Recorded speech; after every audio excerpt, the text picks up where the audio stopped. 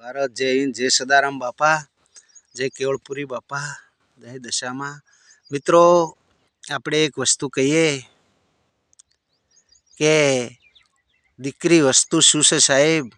હે, દીકરી એક તમે એક વિચાર કરો, 9 મહિના એમના દીકરાને પેટમાં રાખે, હે, એનો વજન ઉચકી આ 9 મહિને જન્મ આપે એટલે એનો નવો અવતાર કહેવાય દીકરીનો.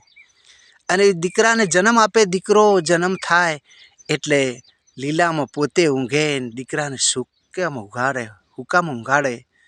અને દીકરો મોટો ભણાવે, મજૂરી કાળી પેટે પાટા બોધી અને દીકરાને ભણાવી અને નોકરી કરાવી અને એને પરણાવીને વહુ આવે સિટીની.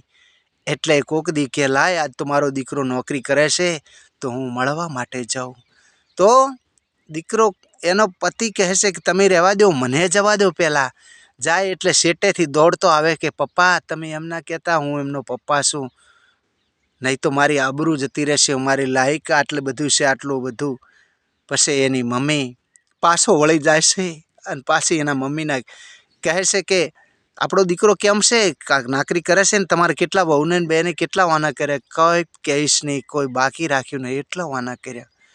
ત્યારે દીકરી કહે છે, મમ્મી કહે હવે આપણે મારે જ આવું છે. ના પાડે તું ના જા, રહેવા દે.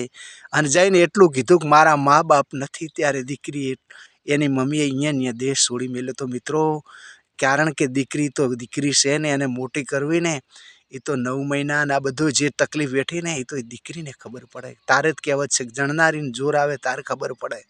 હે, એટલે આ વિડીયો આગળ વધારજો, શેર કરજો, ફોલો કરજો, લાઈક આપજો. બાપા સદારામ બોલજો નહીં, બોલજો.